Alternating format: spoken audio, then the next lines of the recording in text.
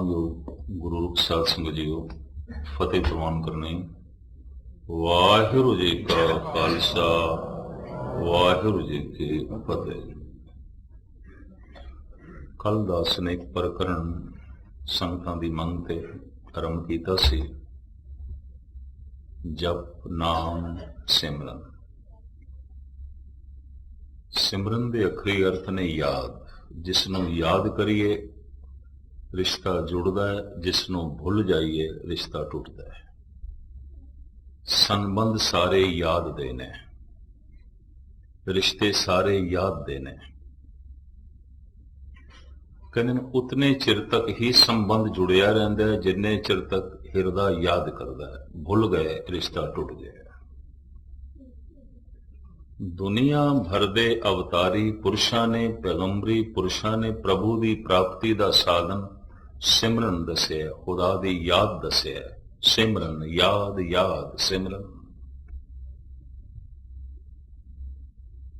दरअसल असी प्राप्त कुछ करना नहीं है, जिसनों भुल गया उसनों याद करना है। जैसे मेरे जेब दे कोह नूर हीरा होए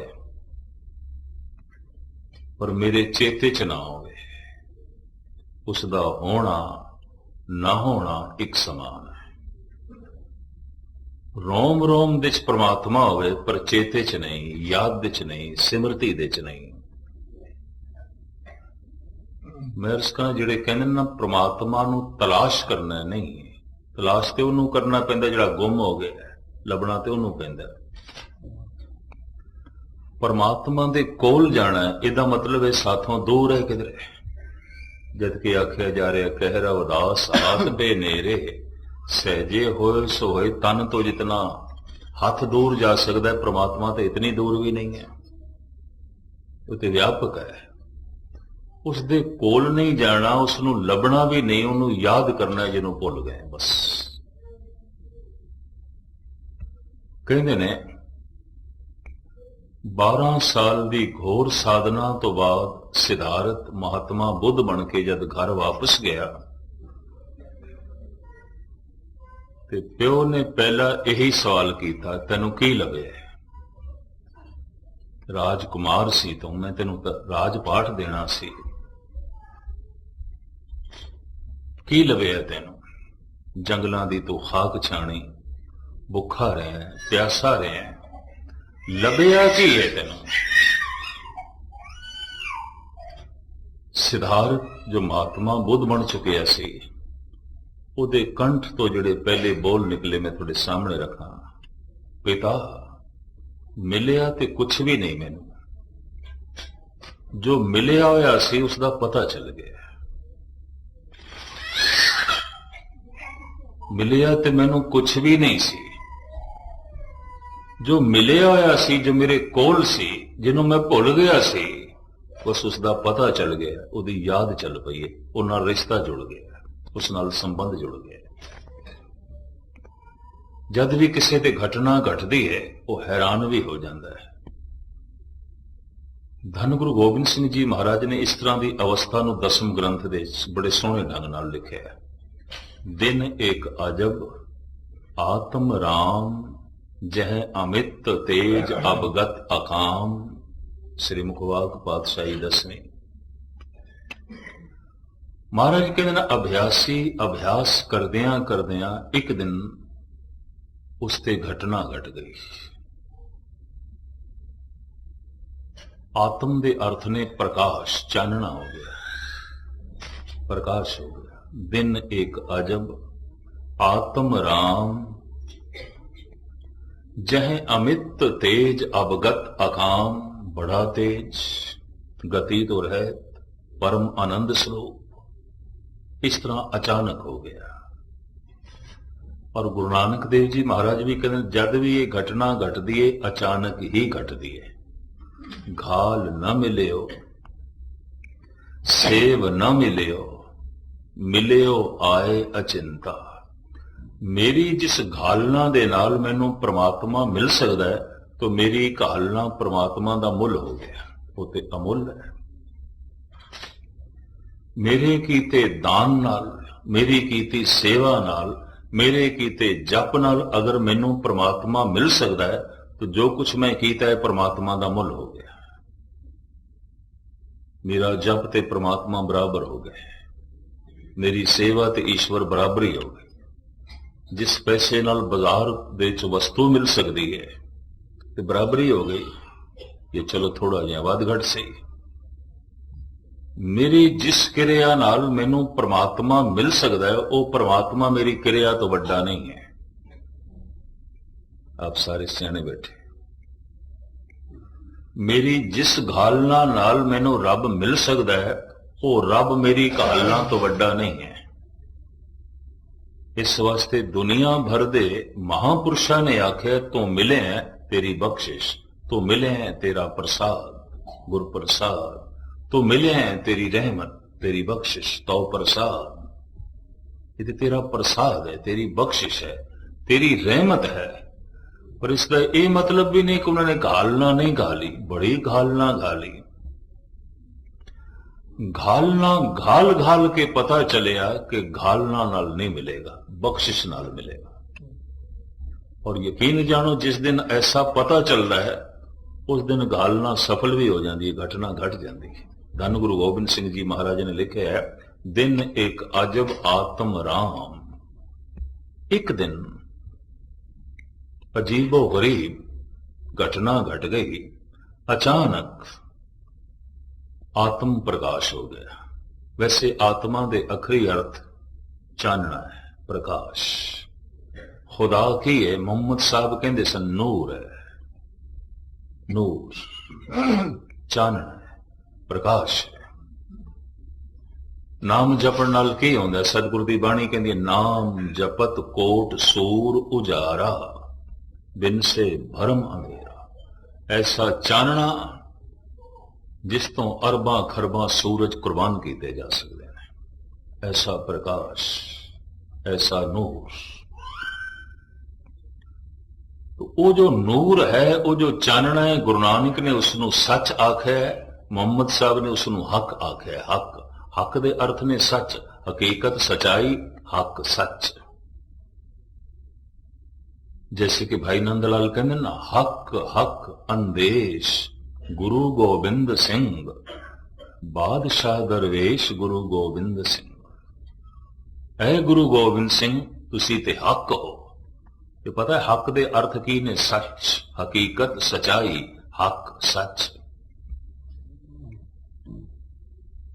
साडे पंजाबी च हक शब्द कुछ होर अर्थ धारण कर जाता है कि मेरा हक है, वैसे इसके अखरी अर्थ बन गए मेरा सच है।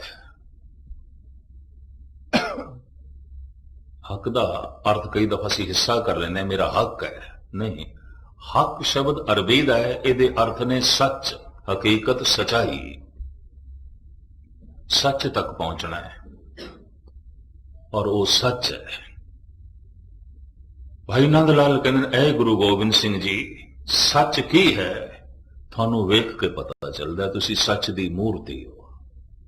थोड़ा बोलना सच, थोड़ा वेखना सच, थोड़ा सुनना सच, थोड़ा करना सच, थोड़ा जीवना सच, थोड़े रोम रोम दे सच दी मोर। हक हक अंदेश गुरु गोबिंद सिंह, बादशाह दरवेश गुरु गोबिंद सिंह। भाई नंद लाल कहते ने बड़े बादशाह देखे सन, पर बादशाह कदी दरवेश नहीं देखे सन। बड़े दरवेश देखे सन, पर दरवेश कदी बादशाह नहीं देखे सन। ये पहला ही मुजस्मा देख रहे हैं जो बादशाह भी है, दरवेश भी है, बाहरों बादशाह है, अंदरों दरवेश है। हक हक अंदेश गुरु गोबिंद सिंह, बादशाह दरवेश गुरु गोबिंद सिंह। धन गुरु गोबिंद सिंह जी महाराज प्रमाण करते ने, दिन एक अजब आत्म राम। एक दिन अजीबो गरीब घटना घट गई, अभ्यासी के अंदर प्रकाश पैदा हो गया, चानना।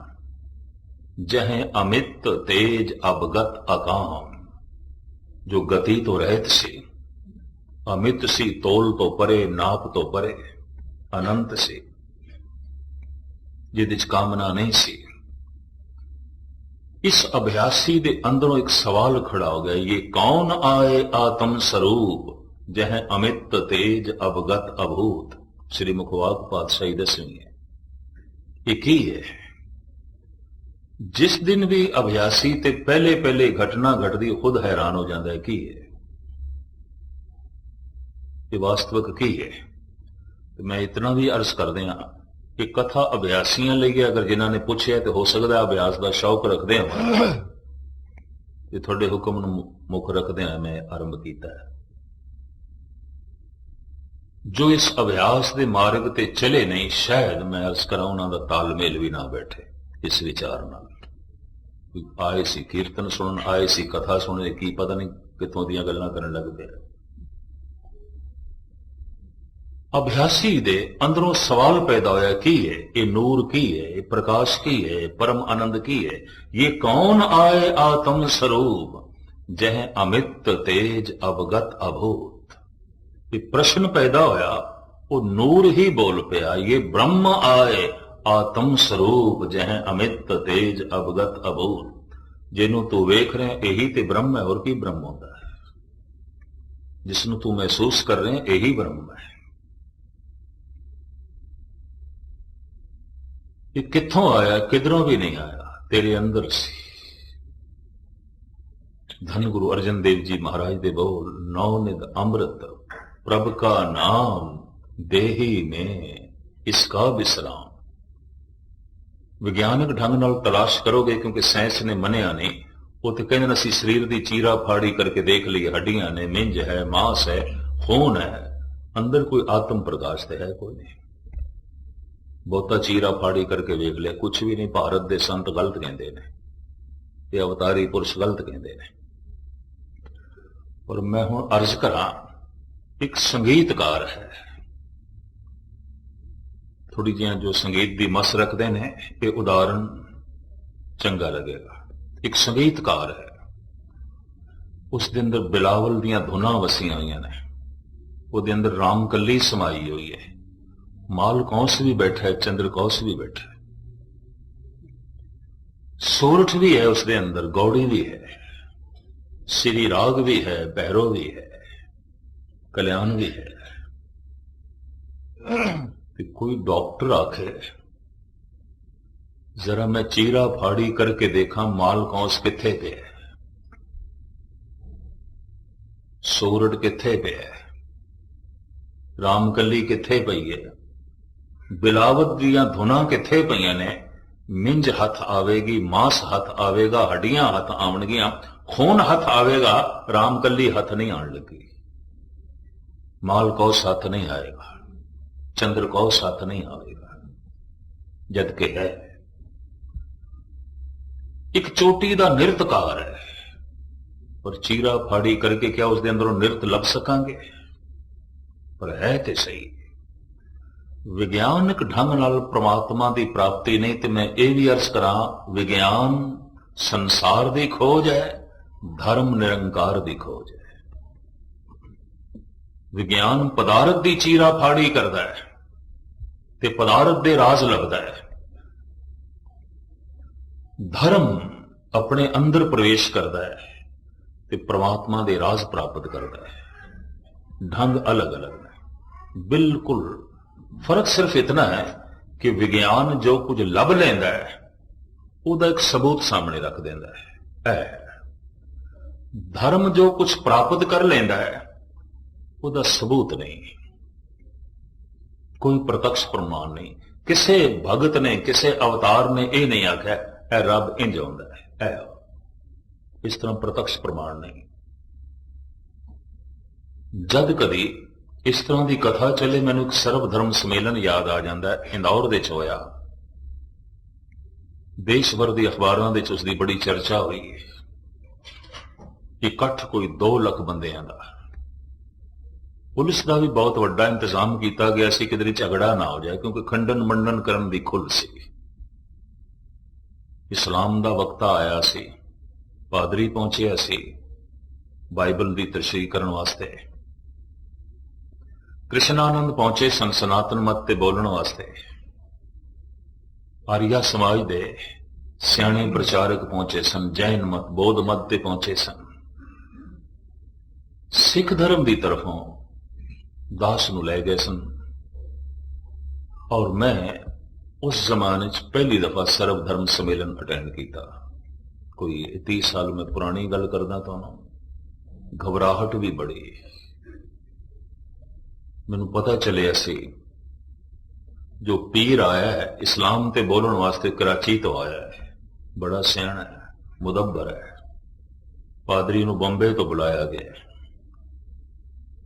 और नेपाल तो आया है बौद्ध धर्म ते बोलण वाला, अपने अपने इलाके दे और अपने अपने धर्म दे ये चोटी दे सियाणे पुरुष। एक प्रोफेसर सालूके नूं भी बुलाया गया जिसने ऐलानिया कहा सी जितने धार्मिक वक्ते ने मैं सारियां दी विचार का खंडन करांगा, कोई परमात्मा नहीं, कोई ईश्वर नहीं, सब झूठ बोलते हैं। उसनूं भी मदौ किया गया सी, बुलाया गया सी सिर्फ ये देखने वास्ते कि ये धार्मिक पुरुष ज्यादा दलील पेश कर सकते हैं कि ये नास्तिक बंदा ज्यादा खंडन कर सकता है, ये देखना है।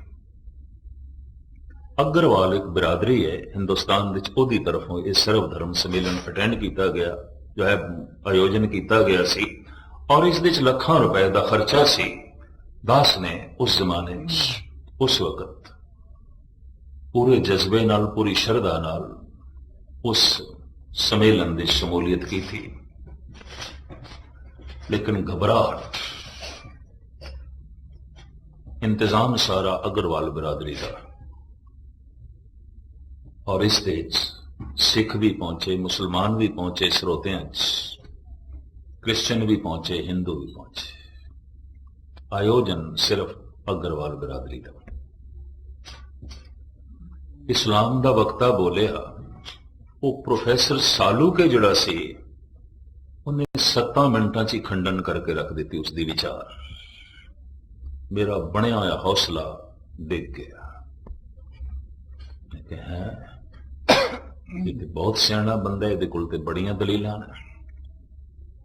और आप सुन के हैरान हो गए, बौद्ध वक्ता, बौद्ध धर्म का जिहड़ा वक्ता सी वो भी नमूजना जिहा मुंह लैके उसने बिठा दिता। और इसे तरीके दे नाल जैन बाद विच दास दी वारी ते मैं अद्धा तो उंज हौसला हार ही बैठा सी। मैं कैसी जो कुछ बोलना इसने खंडन कर देना, लोगों ने उहदे हक दे ताड़ी वजा देनी। चोटी दे अखबारी रिपोर्टर आए सन और इंदौर स्टेट दे उस वक्त दे महाराजा भी बैठे सन, इंदौर स्टेट से। उसने भी प्रोग्राम बड़े शौक नाल अटेंड किया, बड़े शौक नाल बैठा रहा सुनने लई। 22 मिनट का दास नूं समा दिता गया सी ते मैं 22 मिनट जो बोलिया वो प्रोफेसर सालूके खड़ा होया, उन्होंने हर वक्त तो बाद 7 मिनट मिलते सन। उन्हें मैनू आखे मस्कीन जी जिस परमात्मा की तुसी गल की इसनूं वेखिया कदी? मैं कहा नहीं वेखिया। फिर भी तुसी दिन रात उसकी गल करी जाते तो लोगों को सुनाई जाते। मैं सुनाई जाते कहना अपना ते लोगों का पता नहीं कितने घंटिया का समा रोज बर्बाद कर रहे हो, वक्त जाया कर रहे हो। जिन्हों वेखिया नहीं ओदी चर्चा करी जाते हो, ओदा जिक्र करी जाते हो, ओदे प्रति दलीलां दई जाते हो। कहते साइंस जो कुछ कहती है उसका सबूत मुहैया जो है कर देंदी है। संत लोग जो कुछ कहते हैं, ज्ञानी जो कुछ कहते हैं, भगत जो कुछ कहते हैं, गुरुओं ने जो कुछ आख्या है सबूत नहीं मुहैया किया, प्रमाण सामने नहीं रखे। और प्रमाण प्रत्यक्ष। मैं उसको आख्या प्रोफेसर साहब जरूरी तो नहीं कि जो नहीं दिखाई देता वो है ही नहीं। हवा नहीं दिखाई देती, फुल दिखाई देंदे, महक नहीं दिखाई देती, शक्कर दिखाई देती है, मिठास नहीं दिखाई देती, मिर्चा दिखाई देंदियां, कुड़त्तन नहीं दिखाई देती। जे तुसी मैनू आखो कुड़त्तन दिखा तो मैं मिर्च दिखा सकदा, कुड़त्तन ते नहीं। मैं शक्कर दिखा सकदा, मिठास ते नहीं। मैं फुल दिखा सकदा, महक ते नहीं। हस पिया, कहंदा ये प्रमाण बहुत पुराने हो गए, इन्हां दी कोई अहमियत नहीं। ਕਹਿੰਦਾ ਫੁੱਲ ਨੂੰ ਨੇੜੇ ਆਈਏ ਨਾਸਕਾ ਦੱਸ ਦਿੰਦੀ ਮਹਿਕ ਹੈ, ਸ਼ੱਕਰ ਨੂੰ ਮੂੰਹ ਦੇ ਚ ਪਾਈਏ ਜ਼ੁਬਾਨ ਦੱਸ ਦਿੰਦੀ ਮਿੱਠੀ ਹੈ, ਮਿਰਚਾਂ ਨੂੰ ਮੂੰਹ ਦੇ ਚ ਪਾਈਏ ਜ਼ੁਬਾਨ ਦੱਸ ਦਿੰਦੀ ਕੌੜੀ ਹੈ। ਜ਼ੁਬਾਨ ਵਾਹਿਗੁਰੂ ਵਾਹਿਗੁਰੂ ਵਾਹਿਗੁਰੂ ਵਾਹਿਗੁਰੂ ਜਪੇ, ਰਾਮ ਰਾਮ ਜਪੇ, ਕਿਆ ਪਤਾ ਚੱਲ ਜਾਂਦਾ ਰਾਮ ਹੈ ਵਾਹਿਗੁਰੂ ਹੈ, ਕਿਆ ਪਤਾ ਚੱਲ ਜਾਂਦਾ। ਕਹਿੰਦਾ ਮੈਂ ਤੁਹਾਡੇ ਸਾਹਮਣੇ 2 ਮਿੰਟ ਕਰਦਾ, ਮੈਨੂੰ ਕੱਖ ਨਹੀਂ ਪਤਾ, ਪਰ 1 ਸੈਕਿੰਡ ਲਈ ਜੇ ਮੈਂ ਮੂੰਹ ਦੇ ਸ਼ੱਕਰ ਰੱਖਾਂ ਮੇਰੀ ਜ਼ੁਬਾਨ ਮਿੱਠੀ ਹੋ ਜਾਏਗੀ। ਯਕੀਨ ਜਾਣੋ, ਹਾਲਾਂਕਿ ਮੌਸਮ ਬਹਾਰ ਦਾ ਸੀ, ਪਸੀਨੇ ਨਾਲ ਮੇਰੇ ਕੱਪੜੇ ਭਿੱਜ ਗਏ ਸਾਰੇ। ਮੈਂ ਕਿਤੇ ਹੱਦ ਕਰਦਾ ਪਿਆ, ਹਰ ਗੱਲ ਨੂੰ ਰੱਦ ਕਰੀ ਜਾਂਦਾ। ਅੰਦਰੋਂ ਅਰਦਾਸ ਵੀ ਨਿਕਲੀ, ਪਾਤਸ਼ਾਹ ਤੇਰੇ ਦਰ ਦਾ ਵਕਤ ਆ, ਤੇਰੀ ਬਾਣੀ ਦੀ ਗੱਲ ਕਰਨ ਵਾਲਾ, ਕਿ ਇਸ ਤਰ੍ਹਾਂ ਹੀ ਬੇਇੱਜ਼ਤੀ ਹੋਵੇਗੀ। ਮੈਂ ਉਸ ਨੂੰ ਆਖਿਆ ਗੱਲ ਇਹ ਹੈ, ਇੱਕ ਬੇਹੋਸ਼ ਬੰਦਾ ਹੋਵੇ, ਬਹੁਤ ਗਹਿਰਾ ਬੇਹੋਸ਼, ਹੋ ਸਕਦਾ ਉਹਦੇ ਨੱਕ ਦੇ ਨੇੜੇ ਫੁੱਲ ਲੈ ਜਾਈਏ ਤੇ ਉਹਨੂੰ ਮਹਿਕ ਨਾ ਆਵੇ, ਉਸਦੇ ਮੂੰਹ ਦੇ ਸ਼ੱਕਰ ਪਾਈਏ ਤੇ ਉਸ ਨੂੰ ਮਿਠਾਸ ਦਾ ਬੋਧ ਨਾ ਹੋਵੇ, ਕਿਉਂਕਿ ਬੇਹੋਸ਼ ਹੈ। ਹੱਸ ਕੇ ਕਹਿਣ ਲੱਗਾ, ਮੇਰੇ ਜੈਸਾ ਬੰਦਾ ਤੁਹਾਨੂੰ ਬੇਹੋਸ਼ ਪ੍ਰਤੀਤ ਹੁੰਦਾ ਹੈ? ਮੇਰੇ ਜੈਸਾ ਇਨਸਾਨ ਤੁਹਾਨੂੰ ਬੇਹੋਸ਼ ਦਿਖਾਈ ਦਿੰਦਾ ਹੈ? ਕਿ ਮੈਂ ਇਤਨੇ ਵਕਤਿਆਂ ਦੀਆਂ ਦਲੀਲਾਂ ਨੂੰ ਰੱਦ ਕਰਕੇ ਰੱਖ ਦਿੱਤਾ ਹੈ ਔਰ ਤੁਹਾਨੂੰ ਵੀ ਬੋਲਣ ਨਹੀਂ ਦਿਆਂਗਾ। ਜਾਂ ਤੇ ਕੋਈ ਪ੍ਰਤੱਖ ਪ੍ਰਮਾਣ ਦਿਓ ਪ੍ਰਮਾਤਮਾ ਹੈ, ਕੋਈ ਪ੍ਰਤੱਖ ਸਬੂਤ, ਨਹੀਂ ਤੇ ਇਹ ਫਿਜ਼ੂਲ ਦੀਆਂ ਗੱਲਾਂ ਨੇ, ਅਨਪੜ੍ਹ ਦੁਨੀਆ ਦੀ ਗੱਲਾਂ ਨੇ, ਮੂਰਖਾਂ ਦੀਆਂ ਗੱਲਾਂ ਨੇ। ਮੈਂ ਕਿਹਾ ਸਵਾਲ ਇਹ, ਹੁਣ ਤੁਹਾਨੂੰ ਪ੍ਰਤੱਖ ਪ੍ਰਮਾਣ ਚਾਹੀਦਾ, ਸਾਹਮਣੇ ਸਬੂਤ ਚਾਹੀਦਾ ਹੈ। ਇੱਕ ਦਲੀਲ ਉਦੋਂ ਪ੍ਰਿੰਸੀਪਲ ਗੰਗਾ ਸਿੰਘ ਦੀ ਚੇਤੇ ਆ ਗਈ ਤੇ ਮੇਰੀ ਇੰਜ ਕਹਿ ਲਓ ਗੁਰੂ ਨਾਨਕ ਨੇ ਲੱਜਾ ਰੱਖ ਦਿੱਤੀ। ਮੈਂ ਕਿਹਾ ਪ੍ਰੋਫੈਸਰ ਸਾਲੁਕ ਹੈ, ਕਿਆ ਤੁਸੀਂ ਆਪਣੇ ਪਿਤਾ ਦਾ ਨਾਮ ਮੈਨੂੰ ਦੱਸੋਗੇ? ਤੇ ਕਹਿਣ ਲੱਗਾ, ਅੱਜ ਦੀ ਇਸ ਚਰਚਾ ਦੇ ਤੇ ਸਰਬ ਧਰਮ ਸੰਮੇਲਨ ਦੇ ਵਿੱਚ ਮੇਰੇ ਪਿਓ ਦੀ ਕੀ ਲੋੜ ਪੈ ਗਈ ਹੈ? ਮੈਂ ਕਿਹਾ ਲੋੜ ਪੈ ਗਈ ਹੈ, ਤਾਂ ਹੀ ਤੇ ਮੈਂ ਪੁੱਛਦਾ ਤੁਹਾਡੇ ਪਿਤਾ ਦਾ ਕੀ ਨਾਮ ਹੈ? ਉਹਨੇ ਆਖਿਆ, ਮੇਰੇ ਪਿਤਾ ਦਾ ਨਾਮ ਹੈ ਸ਼੍ਰੀ ਦਲੀਪ ਸਾਲੂਕੇ, ਸ਼੍ਰੀ ਦਲੀਪ ਸਾਲੂਕੇ।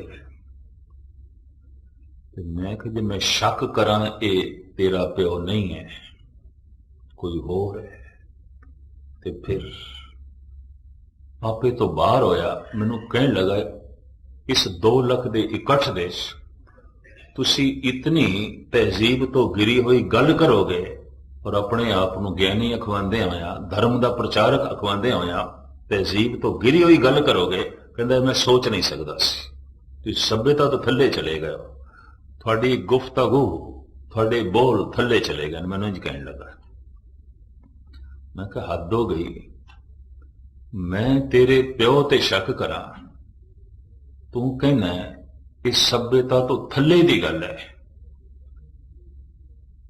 पर तू जगत प्यो ते शक करें, जगत पिता ते शक करें जिसने तेरे प्यो जैसे पता नहीं कितने प्यो पैदा किए ने, तो क्या इस सभ्यता तो थल्ले दी गल नहीं है? क्या ये तहजीब तो थल्ले दी गल नहीं है? मैं शक करदा तू अपनी पिता दी होन दा कोई सबूत दे कि यही तेरा प्यो है। तू थोड़ा जिहा होश संभालिया, तेरी मां ने तेनू कह दिता है तेरे पिता ने, ते तू बापू बापू कहना शुरू कर देता, कोई सबूत मंगया सी मां को? गुरु अर्जन देव जी महाराज दे बोल, पिता का जन्म के जाने पूत, सगल परोई अपने सूद। धन गुरु गोबिंद सिंह जी महाराज दे भी बचन, कहां लगे एव कीट बखाने, महिमा तोर तू ही प्रभ जाने, पिता जन्म ज्यों पूत न पावे, कहां तवन का भेद बतावे। मैं उसनू कह दिता तू अपने पिता का मैनू सबूत दे दे, मैं तेनू जगत पिता का सबूत देना। इस हक दे ताड़ियां वज गई मेरे, खुशी की लहर दौड़ गई। जिहड़े धार्मिक बंदे सन जिन्हां दे दिल टुटे हुए सन, प्रोफैसर सालूके दी तर्क करके भी इन खामाखा तर्क करी जांदा है, मेरा हौसला बन गया। और उस दिन वाकई मैनू प्रत्यक्ष रूप में इंज दसिया कि कहो नानक सब तेरी वड्याई, कोई नाम ना जाने मेरा। तू दलील दे दी है, बादशाह लज्जा रह गई। ਬਾਅਦ ਵਿੱਚ ਜਦ ਚਾਹ ਪੀਣ ਬੈਠੇ ਨਾ ਅਸੀਂ ਸਾਰੇ ਵਕਤੇ, ਉਹਨਾਂ ਨੇ ਇੱਕ ਜਗ੍ਹਾ ਤੇ ਇੰਤਜ਼ਾਮ ਕੀਤਾ ਸੀ ਅਗਰਵਾਲ ਬਿਰਾਦਰੀ ਨੇ। ਸਾਲੂ ਕੇ ਮੈਨੂੰ ਕਹਿਣ ਲੱਗਾ ਮੇਰੀ 60 ਸਾਲ ਦੀ ਉਮਰ ਹੈ, ਉਦੋਂ ਮੈਂ 22-23 ਸਾਲ ਦਾ ਹੋਵਾਂਗਾ, ਵੱਧ ਤੋਂ ਵੱਧ 24 ਸਾਲ ਦਾ। ਮੈਨੂੰ ਕਹਿਣ ਲੱਗਾ ਮੇਰਾ ਮਨ ਹਿਲ ਗਿਆ, ਤੇਰੇ ਬੋਲਾਂ ਨੇ ਹਿਲਾ ਦਿੱਤਾ, ਮੈਨੂੰ ਸਟੱਡੀ ਕਰਨੀ ਪਏਗੀ, ਮੈਨੂੰ ਨਵੇਂ ਸਿਰੇ ਤੋਂ ਅਧਿਐਨ ਕਰਨਾ ਪਏਗਾ। ਹਿਲਾ ਦਿੱਤਾ ਹੈ ਮੇਰਾ ਹਿਰਦਾ। ਮੈਂ ਕਿ ਪ੍ਰਮਾਤਮਾ ਤੇਰੇ ਹਿਰਦੇ ਨੂੰ ਇਤਨਾ ਹਿਲਾਵੇ ਔਰ ਤੇਰਾ ਹਿਰਦਾ ਉੱਥੇ ਜਾ ਪਹੁੰਚੇ ਜਿੱਥੇ ਪ੍ਰਮਾਤਮਾ ਦਾ ਰਸ ਹੈ, ਉਸ ਦੀ ਹੋਂਦ ਹੈ, ਉਸ ਦਾ ਪ੍ਰਕਾਸ਼ ਹੈ। ਇਤਨੀ ਗੱਲ ਉਸਨੇ ਸਵੈਮ ਤਸਲੀਮ ਕੀਤੀ। ਹੁਣ ਮੈਂ ਅਰਜ਼ ਕਰਾਂ, ਅਗਰ ਕੋਈ ਪ੍ਰਤੱਖ ਪ੍ਰਮਾਣ ਪਰਮਾਤਮਾ ਦਾ ਮੰਗੇ ਤੇ ਕੋਈ ਪ੍ਰਤੱਖ ਪ੍ਰਮਾਣ ਨਹੀਂ, ਕੋਈ ਪ੍ਰਤੱਖ ਸਬੂਤ ਨਹੀਂ। ਸਾਇੰਸ ਜੋ ਕੁਝ ਕਹਿੰਦੀ ਉਸ ਦਾ ਪ੍ਰਤੱਖ ਸਬੂਤ ਦਿੰਦੀ ਹੈ। ਸੰਤ ਜੋ ਕਹਿੰਦੇ ਨੇ, ਅਵਤਾਰੀ ਪੁਰਸ਼ ਜੋ ਕਹਿੰਦੇ ਨੇ, ਕੋਈ ਪ੍ਰਤੱਖ ਸਬੂਤ ਨਹੀਂ। ਧੰਨ ਗੁਰੂ ਗੋਬਿੰਦ ਸਿੰਘ ਜੀ ਮਹਾਰਾਜ ਵੀ ਕਹਿੰਦੇ ਨੇ, ਕਹਾਂ ਲਗੇ ਇਹੋ ਕੀਟ ਬਖਾਨੇ, ਮਹਿਮਾ ਤੋਰ ਤੁਈ ਪ੍ਰਭ ਜਾਣੇ, ਪਿਤਾ ਜਨਮ ਜਿਉ ਪੂਤ ਨਾ ਪਾਵੇ। ਕੀ ਸਬੂਤ ਹੈ ਬੱਚੇ ਕੋਲ ਪਿਓ ਦੀ ਹੋਣ ਦਾ? ਭਰੋਸਾ ਹੈ, ਵਿਸ਼ਵਾਸ ਦਾ ਰਿਸ਼ਤਾ ਹੈ। ਮਾਂ ਨੇ ਕਿਹਾ ਨੇ, ਪਿਓ ਨੂੰ ਪਿਓ ਕਰਕੇ ਕਹਿ ਦਿੱਤਾ ਹੈ। ਤੇ ਜੇ ਮਾਂ ਦੇ ਕਹਿਣੇ ਤੇ ਤੂੰ ਪਿਓ ਨੂੰ ਪਿਓ ਕਰਕੇ ਕਹਿ ਸਕਦਾ ਹੈ, ਤੇ ਗੁਰੂ ਦੇ ਕਹਿਣੇ ਕਰਕੇ ਤੂੰ ਰੱਬ ਨੂੰ ਰੱਬ ਕਰਕੇ ਕਹਿ ਦੇ। ਮਾਂ ਨੂੰ ਪਤਾ ਹੈ, ਗੁਰੂ ਨੂੰ ਪਤਾ ਹੈ, ਅਵਤਾਰ ਨੂੰ ਪਤਾ ਹੈ। ਪਰ ਗਜ਼ਬ ਦੀ ਗੱਲ ਇਹ ਹੈ, ਜਿਸ ਨੂੰ ਪਤਾ ਹੈ ਉਹ ਪਤਾ ਕਰਾ ਨਹੀਂ ਸਕਦਾ। ਉਸ ਬਾਰੇ ਸੇ ਦੀ ਸੂਚਨਾ ਦੇ ਸਕਦਾ ਹੈ, ਚੱਲਣ ਦੀ ਪ੍ਰੇਰਨਾ ਦੇ ਸਕਦਾ ਹੈ, ਪ੍ਰਤੱਖ ਪ੍ਰਮਾਣ ਨਹੀਂ ਦੇ ਸਕਦਾ। ਇਸ ਵਾਸਤੇ ਐਲਾਨੀਆ ਤੌਰ ਤੇ ਅੱਧੀ ਦੁਨੀਆ ਨਾਸਤਿਕ ਹੈ, ਔਰ ਜਿਹੜੀ ਆਸਤਿਕ ਹੈ ਉਹ ਵੀ ਕੋਈ ਆਸਤਿਕ ਪੂਰੀ ਨਹੀਂ ਹੈ, ਕਿਉਂਕਿ ਕੋਈ ਪ੍ਰਤੱਖ ਸਬੂਤ ਨਹੀਂ ਹੈ। ਇਸ ਵਾਸਤੇ ਵਿਗਿਆਨ ਕਹਿ ਦਿੰਦਾ ਸਰੀਰ ਦੀ ਚੀਰਾ ਫਾੜੀ ਕਰੀਏ, ਅੰਦਰ ਤੇ ਕੋਈ ਆਤਮਾ ਨਹੀਂ ਲੱਭਦੀ, ਔਰ ਅਜੇ ਸਾਇੰਸ ਨੇ ਆਤਮਾ ਨੂੰ ਨਹੀਂ ਮੰਨਿਆ। ਕਹਿੰਦੇ ਠੀਕ ਹੈ, ਚੀਰਾ ਫਾੜੀ ਕੀਤੀ ਹੈ, ਇੱਕ ਸ਼ਕਤੀ ਹੈ, ਸ਼ਕਤੀ ਦਾ ਇਕੱਠ ਹੈ, ਖੂਨ ਹੈ, ਮਿੰਜ ਹੈ, ਮਾਸ ਹੈ, ਹੱਡੀਆਂ ਹੈ। ਆਤਮਾ ਨਾਮ ਦੀ ਤੇ ਅੰਦਰੋਂ ਕੋਈ ਚੀਜ਼ ਲੱਭਦੀ ਨਹੀਂ। ਪਰਮਾਤਮਾ ਤੇ ਅੰਦਰੋਂ ਲੱਭਦਾ ਨਹੀਂ। ਪਾਤਸ਼ਾਹ ਦੀ ਬਾਣੀ ਕਹਿੰਦੀ ਹੈ, ਨੌ ਨਿਦ ਅੰਮ੍ਰਿਤ ਪ੍ਰਭ ਕਾ ਨਾਮ, ਦੇਹੀ ਮੇ ਇਸਕਾ ਵਿਸਰਾਮ। ਰਾਮ ਨਾਮ ਰਤਨ ਕੋਠੜੀ, ਗੜ ਮੰਦਰ ਏਕ ਲੁਕਾਨੇ। ਅੰਦਰ ਹੈ, ਕਿਵੇਂ ਕੱਢੀਏ ਇਸ ਨੂੰ, ਕਿਵੇਂ ਪ੍ਰਗਟ ਕਰੀਏ? ਵਿਗਿਆਨਕ ਢੰਗ ਨਾਲ ਨਹੀਂ, ਧਾਰਮਿਕ ਢੰਗ ਨਾਲ। ਤੇ ਫਿਰ ਧਾਰਮਿਕ ਢੰਗ ਕੀ ਹੈ? ਬਸ ਇਹੀ ਅਭਿਆਸੀਆਂ ਦੇ ਅੰਦਰ, ਇਹੀ ਜਗਿਆਸੂਆਂ ਦੇ ਅੰਦਰ ਪ੍ਰਸ਼ਨ ਪੈਦਾ ਹੋ ਜਾਂਦਾ ਹੈ। ਤੇ ਨਾਸਤਿਕ ਲੋਕਾਂ ਦੇ ਆਖਰ ਢੰਗ ਕੀ ਹੈ, ਫਿਰ ਤਰੀਕਾ ਕੀ ਹੈ?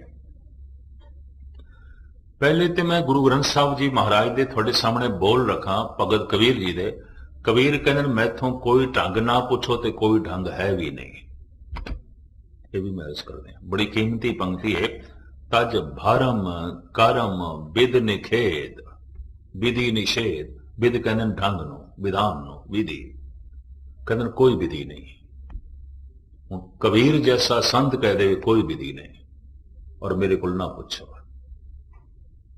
ਹੱਦ ਹੋ ਗਈ, ਕੋਈ ਢੰਗ ਹੀ ਨਹੀਂ ਹੈ। ਜਗਤ ਵਿੱਚ ਹਰ ਚੀਜ਼ ਦੀ ਪ੍ਰਾਪਤੀ ਦੇ ਆਪਣੇ ਆਪਣੇ ਢੰਗ ਨੇ, ਪਰਮਾਤਮਾ ਦੀ ਪ੍ਰਾਪਤੀ ਦਾ ਕੋਈ ਢੰਗ ਹੀ ਨਹੀਂ ਹੈ, ਕੋਈ ਤਰੀਕਾ ਹੀ ਨਹੀਂ ਹੈ। ਕਬੀਰ ਕਹਿੰਦੇ ਕੋਈ ਤਰੀਕਾ ਨਹੀਂ ਹੈ, ਕੋਈ ਢੰਗ ਨਹੀਂ ਹੈ। ਹੁਣ ਮੈਂ ਇਸ ਨੂੰ ਇੰਜ ਅਰਜ਼ ਕਰਦਾ ਹੁਣਾ, 36 ਪ੍ਰਕਾਰ ਦਾ ਭੋਜਨ ਇੱਕ ਥਾਲ ਵਿੱਚ ਪਰੋਸ ਕੇ ਜੇ ਕਿਸੇ ਦੇ ਅੱਗੋਂ ਰੱਖੀਏ, ਉਹ ਇਹ ਆਖੇ ਛਕਣ ਦਾ ਢੰਗ ਦੱਸੋ, ਉਹ ਗੱਲ ਸਪਸ਼ਟ ਹੋ ਗਈ, ਇਹਨੂੰ ਭੁੱਖ ਨਹੀਂ ਲੱਗੀ। ਭੁੱਖੇ ਬੰਦੇ ਨੇ ਕਦੀ ਢੰਗ ਪੁੱਛਿਆ? ਠੰਡੇ ਪਾਣੀ ਦਾ ਗਿਲਾਸ ਸ਼ਰਬਤ ਕਿਸੇ ਦੇ ਅੱਗੋਂ ਰੱਖ ਦਿੱਤਾ ਹੈ ਤੇ ਉਹ ਆਖੇ ਢੰਗ ਦੱਸੋ ਪੀਣ ਦਾ, ਇੱਕ ਗੱਲ ਸਪਸ਼ਟ ਹੋ ਗਈ, ਕੋਈ ਪਿਆਸ ਨਹੀਂ ਲੱਗੀ। ਇਸ ਪਿਆਸੇ ਨੇ ਕਦੀ ਢੰਗ ਨਹੀਂ ਪੁੱਛਿਆ। ਨਾਮ ਜਪਣ ਦਾ ਜੋ ਢੰਗ ਪੁੱਛਦੇ ਨੇ ਧਾਰਮਿਕ ਦ੍ਰਿਸ਼ਟੀਕੋਣ ਦੇ ਮੁਤਾਬਕ, ਅਜੇ ਅੰਦਰ ਪਿਆਸ ਨਹੀਂ ਪੈਦਾ ਹੋਈ, ਤੜਪ ਨਹੀਂ ਪੈਦਾ ਹੋਈ, ਭੁੱਖ ਨਹੀਂ ਪੈਦਾ ਹੋਈ। ਜਿਸ ਨੂੰ ਭੋਜਨ ਦੀ ਭੁੱਖ ਨਾ ਲੱਗੇ, ਆਯੁਰਵੇਦਿਕ ਗ੍ਰੰਥ ਕਹਿੰਦੇ ਨੇ ਬੰਦਾ ਰੋਗੀ ਹੈ। ਭੁੱਖ ਦਾ ਨਾ ਲੱਗਣਾ ਰੋਗ ਦੀ ਪਹਿਚਾਣ, ਰੋਗ ਦੀ ਨਿਸ਼ਾਨੀ ਹੈ। ਭੁੱਖ ਹੀ ਨਹੀਂ ਲੱਗਦੀ। ਜਿਹਨੂੰ ਭੋਜਨ ਦੀ ਭੁੱਖ ਨਾ ਲਗੇ ਉਹ ਤਨ ਕਰਕੇ ਰੋਗੀ ਹੈ, ਔਰ ਜਿਸਨੂੰ ਭਜਨ ਦੀ ਭੁੱਖ ਨਾ ਲਗੇ ਉਹ ਮਨ ਕਰਕੇ ਰੋਗੀ ਹੈ। ਕੋਈ 100 ਦੇ ਚੋਂ ਇੱਕ ਅੱਧ ਮਨੁੱਖ ਐਸਾ ਹੋਵੇਗਾ ਜਿਹਨੂੰ ਭੋਜਨ ਦੀ ਭੁੱਖ ਨਾ ਲੱਗਦੀ ਹੋਵੇ ਤੇ ਤਨ ਦੇ ਤਲ ਤੇ ਰੋਗੀ ਹੋਵੇ, ਵਰਨਾ ਰੋਗੀਆਂ ਨੂੰ ਵੀ ਭੁੱਖ ਲੱਗ ਜਾਂਦੀ ਹੈ। ਮੈਂ ਫਿਰ ਦੁਹਰਾਵਾਂ, ਕੋਈ 100 ਦੇ ਚ ਇੱਕ ਅੱਧ ਮਨੁੱਖ ਐਸਾ ਹੋਵੇਗਾ ਜਿਹਨੂੰ ਭੋਜਨ ਦੀ ਭੁੱਖ ਨਾ ਲੱਗਦੀ ਹੋਵੇ, ਪਰ ਮੈਂ ਅਰਜ਼ ਕਰਾਂ ਕੋਈ ਹਜ਼ਾਰਾਂ ਚ ਇੱਕ ਅੱਧ ਮਨੁੱਖ ਹੁੰਦਾ ਜਿਹਨੂੰ ਭਜਨ ਦੀ ਭੁੱਖ ਲੱਗਦੀ, ਬਾਕੀਆਂ ਨੂੰ ਲੱਗਦੀ ਕੋਈ ਨਹੀਂ ਲੱਗਦੀ। ਭੁੱਖ ਪੈਦਾ ਹੀ ਨਹੀਂ ਹੁੰਦੀ। ਮਹਾਰਾਜ ਤੇ ਕਹਿੰਦੇ ਨੇ ਸਾਡੇ ਅੰਦਰ ਪੈਦਾ ਹੋ ਗਈ ਸਾਚੇ ਨਾਮ ਕੀ ਲਾਗੇ ਭੂਖ, ਉਦ ਭੂਖੇ ਖਾਏ ਚਲੀਏ ਦੁੱਖ। ਤੇ ਭੁੱਖੇ ਸਾਦੇ ਗੰਢ ਭੁੱਖ ਦਾ ਸਵਾਦ ਨਾਲ ਸੰਬੰਧ। ਭੋਜਨ ਦੀ ਭੁੱਖ ਨਹੀਂ ਲੱਗੀ ਤਨ ਰੋਗੀ ਹੈ, ਭਜਨ ਦੀ ਭੁੱਖ ਨਹੀਂ ਮਨ ਰੋਗੀ ਹੈ। ਤੇ ਭਜਨ ਕੀ ਹੈ? ਕਬੀਰ ਕਹਿੰਦੇ ਨੇ ਅਨੀ ਇਸ ਨੂੰ ਆਫਤਾਬ ਕਹਿ ਦਿੰਦੇ ਨੇ, ਖੁਰਸ਼ੀਦ ਕਹਿ ਦਿੰਦੇ ਨੇ। ਇਸ ਨੂੰ ਪ੍ਰਾਚੀਨ ਰਿਸ਼ੀ ਮੁਨੀ ਰਵੀ ਕਹਿੰਦੇ ਨੇ, ਇੰਗਲਿਸ਼ ਦੇ ਸਨ ਕਹਿ ਦਿੰਦੇ ਨੇ, ਉਰਦੂ ਦੇ ਸੂਰਜ ਕਹਿ ਦਿੰਦੇ ਨੇ, ਪਰਸ਼ੀਅਨ ਦੇ ਖੁਰਸ਼ੀਦ ਕਹਿ ਦਿੰਦੇ ਨੇ, ਆਫਤਾਬ ਕਹਿ ਦਿੰਦੇ ਨੇ। ਵਸਤੂ ਤੇ ਇੱਕੋ ਹੀ ਹੈ। ਨਾਮ ਅਨੇਕਾਂ ਨੇ, ਉਹ ਹਸਤੀ ਇੱਕੋ ਹੈ, ਉਸਦੇ ਨਾਮ ਅਨੇਕਾਂ ਨੇ। ਅਨੰਤ ਨਾਮ, ਬੇਸ਼ੁਮਾਰ ਨਾਮ। ਔਰ ਕਿਸੇ ਵੀ ਨਾਮ ਨਾਲ ਜਪੀਏ ਉਹ ਪ੍ਰਮਾਤਮਾ ਪ੍ਰਗਟ ਹੁੰਦਾ ਹੈ। ਇਹ ਵੀ ਮਰਜ਼ ਕਰਦੇ ਉਹ ਪ੍ਰਗਟ ਹੁੰਦਾ ਹੈ। ਅੱਲਾਹੂ ਅੱਲਾਹੂ ਦੀ ਧੁਨੀ ਜਿਨ੍ਹਾਂ ਨੇ ਰੱਟੀ ਉਹਨਾਂ ਦੇ ਅੰਦਰ ਵੀ ਪ੍ਰਗਟ ਹੋ ਗਿਆ। ਓਮ ਓਮ ਦੀ ਧੁਨੀ ਜਿਨ੍ਹਾਂ ਨੇ ਰੱਟੀ ਉਹਨਾਂ ਦੇ ਅੰਦਰ ਵੀ ਪ੍ਰਗਟ ਹੋ ਗਿਆ। ਕਲਯੁਗ ਦੇ ਅਵਤਾਰੀ ਪੁਰਸ਼ ਧੰਨ ਗੁਰੂ ਨਾਨਕ ਦੇਵ ਜੀ ਮਹਾਰਾਜ ਜਿਹੜਾ ਮੰਤਰ ਲੈ ਕੇ ਆਏ, ਵਾਹਿਗੁਰੂ ਵਾਹਿਗੁਰੂ ਤੂੰ ਵਾਹ ਆਸ਼ਚਰਜ ਹੈ। ਅੰਧਕਾਰ ਨੂੰ ਦੂਰ ਕਰਕੇ ਪ੍ਰਕਾਸ਼ ਦੇਣਾ। ਜਿਹੜਾ ਜਿਹੜਾ ਗੁਣ ਸਾਹਮਣੇ ਆਇਆ, ਗੁਣਾਤਮਕ ਨਾਮ, ਇਸ ਨੂੰ ਕਹਿੰਦੇ ਨੇ ਤਖੱਲੁਸ, ਗੁਣਾਤਮਕ ਨਾਮ। ਇਹ ਗੁਣਾਤਮਕ ਨਾਮ ਗੁਰੂ ਨਾਨਕ ਦੇ ਸਾਹਮਣੇ ਪ੍ਰਗਟ ਹੋਇਆ ਹੈ। ਈਸ਼ਵਰ ਤੂੰ ਆਸ਼ਚਰਜ ਹੈ। ਅੰਧਕਾਰ ਨੂੰ ਦੂਰ ਕਰਕੇ ਪ੍ਰਕਾਸ਼ ਦੇਣਾ ਹੈ, ਚਾਨਣਾ ਦੇਣਾ ਹੈ। ਤੋ ਰਸਨਾ ਵਾਹਿਗੁਰੂ ਵਾਹਿਗੁਰੂ ਵਾਹਿਗੁਰੂ ਰਟਣ ਲੱਗ ਪਈ। ਤੋ ਬਸ ਇਹੀ ਜਪਣਾ ਹੈ, ਇਸ ਤਰ੍ਹਾਂ ਹੀ ਜਪਣਾ ਹੈ। ਨਹੀਂ, ਗੁਰੂ ਨਾਨਕ ਦੇਵ ਜੀ ਮਹਾਰਾਜ ਨੇ ਫਿਰ ਉਹ ਢੰਗ ਵੀ ਦੱਸ ਦਿੱਤਾ ਹੈ। ਢੰਗ ਕੋਈ ਨਹੀਂ, ਢੰਗ ਹੈ। ਤੁਸੀਂ ਆਖੋਗੇ ਤੇ ਪਹਿਲੀ ਕਹਿੰਦਾ ਪਿਆ, ਬਿਲਕੁਲ ਪਹਿਲੀ। ਭੋਜਨ ਛਕਣ ਦਾ ਜੋ ਢੰਗ ਪੁੱਛੇ, ਭੁੱਖ ਨਹੀਂ ਲੱਗੀ, ਫਿਰ ਵੀ ਛਕਣ ਦਾ ਢੰਗ ਹੈ। ਭੋਜਨ ਦੀ ਬੁਰਕੀ ਕੰਨਾਂ 'ਚ ਨਹੀਂ ਪਾਈ ਦੀ, ਅੱਖਾਂ 'ਚ ਨਹੀਂ ਪਾਈ ਦੀ, ਮੂੰਹ 'ਚ ਪਾਈ ਦੀ ਹੈ। ਅਗਰ ਕੋਈ ਇਸ ਬੁਰਕੀ ਨੂੰ ਨੱਕ ਦੇ 'ਚ ਪਾਵੇ, ਕੰਨ ਦੇ 'ਚ ਪਾਵੇ, ਤਾਂ ਕਹਿਣਾ ਪੈਦਾ ਇੱਕ ਤੇ ਇਸ ਨੂੰ ਭੁੱਖ ਨਹੀਂ ਲੱਗੀ, ਦੂਜਾ ਇਸ ਨੂੰ ਢੰਗ ਦਾ ਵੀ ਨਹੀਂ ਪਤਾ। ਔਰ ਜਿਹਨੂੰ ਭੁੱਖ ਲੱਗੀ ਹੈ ਉਹ ਅੱਖਾਂ ਦੇ 'ਚ ਭੋਜਨ ਦੀ ਬੁਰਕੀ ਕਿਉਂ ਪਾਏਗਾ? ਉਹ ਤਾਂ ਮੂੰਹ ਦੇ 'ਚ ਪਾਏਗਾ। ਜਿਸ ਦੇ ਅੰਦਰ ਸਤਸੰਗ ਕਰਦੇ ਆਇਆ ਇਹ ਭੁੱਖ ਪੈਦਾ ਹੋ ਗਈ ਹੈ। ਦਵਾਈਆਂ ਮਨੁੱਖ ਲੈਂਦਾ ਹੈ ਕਿ ਭੁੱਖ ਪੈਦਾ ਹੋਵੇ। ਕਥਾ ਕੀਰਤਨ ਇੱਕ ਐਸੀ ਔਸ਼ਧੀ ਹੈ, ਮਨੁੱਖ ਦੇ ਅੰਦਰ ਭੁੱਖ ਪੈਦਾ ਹੋ ਜਾਂਦੀ ਹੈ। ਗੁਰਦੁਆਰੇ ਆਣਾ ਤੁਸੀਂ ਉਸ ਦਿਨ ਸਫਲ ਸਮਝ ਲੈਣਾ ਆਇਆ ਹੋਇਆ ਜਿਸ ਦਿਨ ਭੁੱਖ ਪੈਦਾ ਹੋ ਜਾਏ। ਅਜੇ ਤੇ ਇਲਾਜ ਕਰਾ ਰਹੇ ਹੋ, ਇਲਾਜ ਕਰਾ ਰਹੇ ਆ, ਔਸ਼ਧਾਲੇ ਆ ਰਹੇ ਆ, ਵੈਦ ਦੇ ਕੋਲ ਆ ਰਹੇ ਆ। ਮੇਰਾ ਵੈਦ ਗੁਰੂ ਗੋਬਿੰਦਾ, ਹਰ ਹਰ ਨਾਮ ਔਖਦ ਮੁਖ ਦੇਵੇ, ਕਾਟੇ ਜਮ ਕੀ ਫੰਦਾ। ਜਿਸ ਦਿਨ ਹਰੀ ਨਾਮ ਦੀ ਭੁੱਖ ਪੈਦਾ ਹੋ ਜਾਏ तो समझ लो आया होया सफल हो गया, बीमारी दूर हो गई, रोग मिट गए। तो सिर्फ जबान नाल वाहिगुरु वाहिगुरु करी जाना नहीं। महाराज कहते ने गावीए, सुनिए, मन रखिए भाव। जबान गायन करे वाहिगुरु वाहिगुरु वाहिगुरु, ਕੰਨ ਸੁਣਨ ਤੇ ਮਨ ਵਿੱਚ ਭਾਵਨਾ ਵੀ ਹੋਵੇ। ਤਿੰਨ ਗੱਲਾਂ ਦੀ ਸਤਿਗੁਰੂ ਨੇ ਇੱਥੇ ਪੁਸ਼ਟੀ ਕੀਤੀ ਹੈ। ਗਾਵੀਏ, ਸੁਣੀਏ, ਵਾਹਿਗੁਰੂ ਵਾਹਿਗੁਰੂ ਤੇਰੀ ਜ਼ਬਾਨ ਗਾ ਰਹੀ ਹੈ। ਅਗਰ ਤੂੰ ਸੁਣ ਨਹੀਂ ਰਿਹਾ ਤੇ ਆਖਿਆ ਹੋਇਆ ਹਵਾ ਚ ਉੱਡ ਗਿਆ, ਇਹ ਤੇ ਚਲਾ ਗਿਆ ਹਵਾ ਚ, ਇਸਨੇ ਤੇਰੇ ਅੰਦਰ ਨਹੀਂ ਪ੍ਰਵੇਸ਼ ਕੀਤਾ। भोजन दी बुरकी मूंह दे राही अंदर जाएगी, वो पच के मिंज बनेगी, मांस बनेगी, खून बनेगी, इंद्रियां दी शक्ति बनेगी। गुरु दा मंत्र जबान नाल उचारिया होया कन्ना दे राही अंदर प्रवेश करेगा। भोजन मूंह दे राही, भजन कन्ना दे राही अंदर प्रवेश करेगा, मन तक जाएगा। और जैसे मन विच प्रवेश करेगा, आत्म बल बनेगा, आत्म आनंद बनेगा, समाधि बनेगा, सरूर बनेगा, मस्ती बनेगा, दैवी शक्ति बनेगा।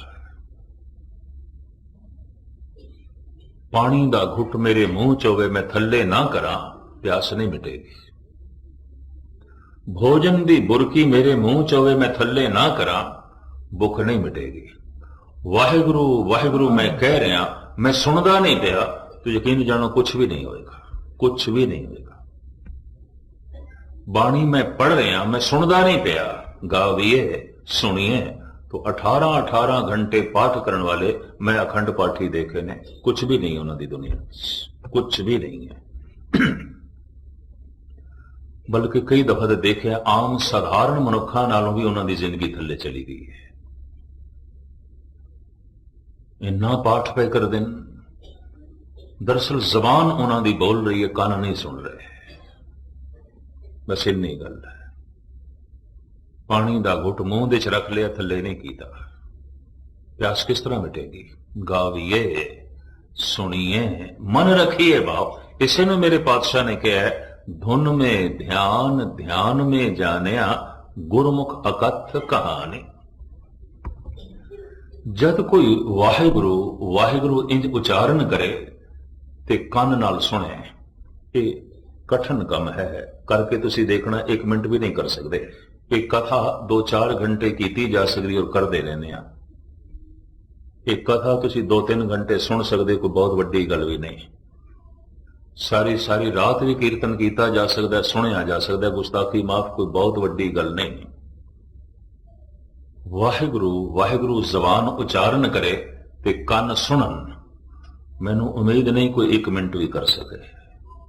अगर थोड़े विचों कोई 1 मिनट कर सकता है, वो अज दे युग दा प्रहलाद है, वो भगत ध्रुव है, वो भाई गुरदास है, वो भाई मनी सिंह है, वो बाबा बुड्ढा है, वो बाबा दीप सिंह है, वो अज दे युग दा। 1 मिनट मैं ज्यादा कह रहा। कलगीधर पिता दी कहंदे ने, एक चित जाए एक छिन दे आयो, काल फास के बीच ना आयो। 50 साल का किसी कमरे दे अंधेरा होए, तो उस 50 साल के अंधकार नूं क्या कड्ढण लगे 50 साल लगते नहीं, 1 सेकंड लगता है। इधर दीवा जलाया, चानना हो गया, भावें 50 साल पुराना चानना, अंधेरा है। भावें अनंत जन्मां दे पाप ने, एक दफा सुरत शब्द नाल जुड़ी, सुरत ध्यान ते शब्द आवाज, वाहिगुरु वाहिगुरु ये शब्द, इनू जिहड़ा सुनना है, ये ध्यान जोड़ना है। बिना ध्यान तो मनुख नहीं सुन सकेगा। एक मनुख उच्ची उच्ची बोल रहा, दूजा सुन रहा है, तो सुनन वाला अचनचेत कह देता है, मित्रा ये गल फिर आख मैं नहीं सुनी, तू क्यों नहीं सुनी? कहना मेरा ध्यान किसी और पासे चला गया।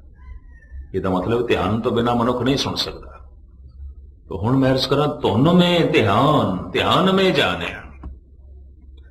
जद कोई वाहिगुरु वाहिगुरु दा इंज उचारण करता है ते सुनदा है, ये शब्द पता है किथे चोट करता है? नाभि ते, नाफ नाभि ते पता है नाभि दा भारत दे तमाम प्रांतां दे च नाम की है? ध्वनि। नाभि दे कहंदे ने ध्वनि, ते ध्वनि दा ते अखरी अर्थ है आवाज। नाभि नूं आवाज क्यों कहंदे ने? नाभि नूं ध्वनि क्यों कहंदे ने? जद अंदर बोलण दा ख्याल पैदा होंदा है ना कि कुछ बोलना है,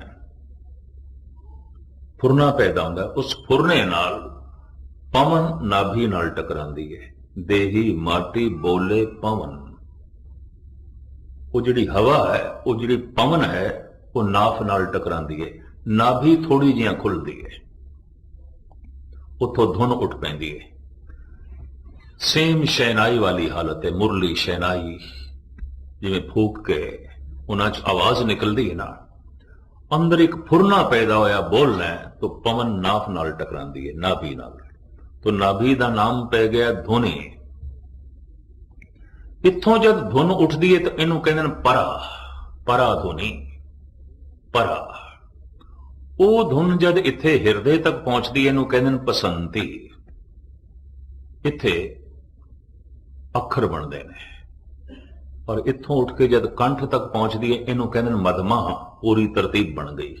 जबान बयान कर देती है इनू कहते हैं बैखरी। ये चार बाणियां ने, परा, पसंती, मदमा, बैखरी। जो मेरी जबान कह रही है इस तो पहले मेरे कंठ देसी,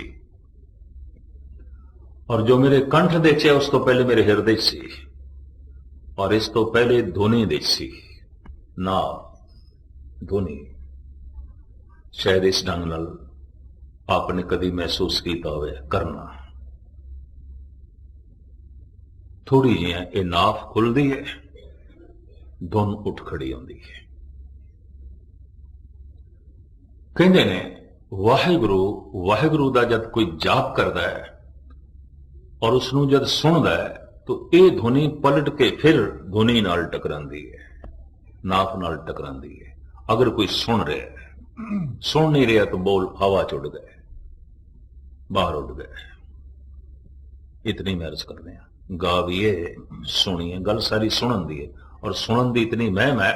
महाराज कहते नानक भगतां सदा विगास, सुनी है दुख पाप का नाश।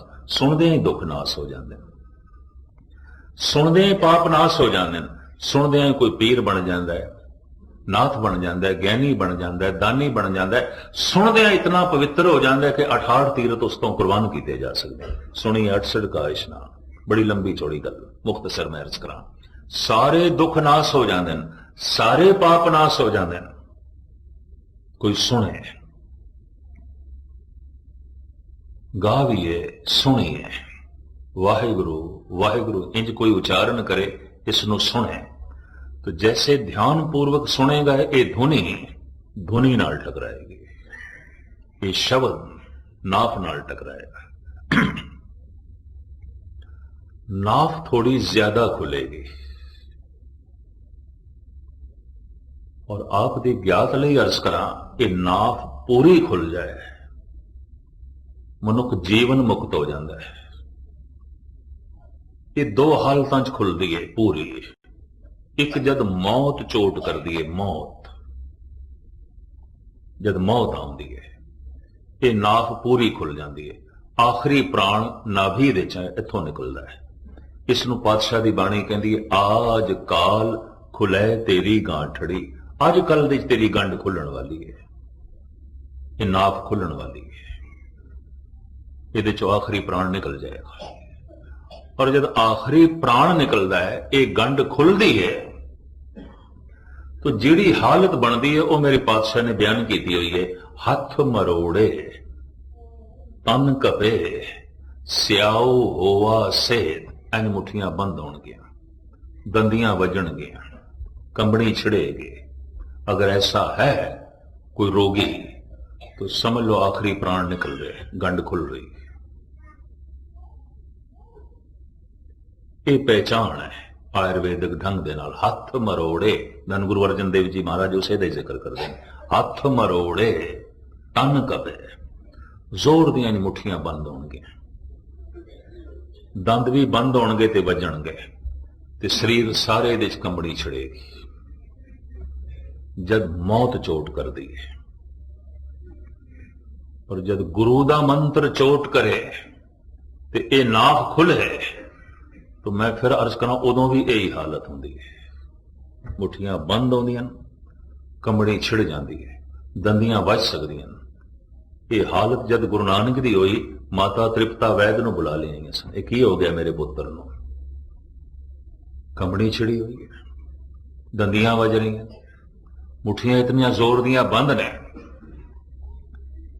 इस वैद ने सतगुरु दा मस्तक वेख्या, अखां वेखियां, जबान वेखी, नब्ज वेखी, जो उसकी जांच पड़ताल का ढंग सी सारा वेख्या, ते वैद ने कह दिता इन्हों तो कुछ भी नहीं।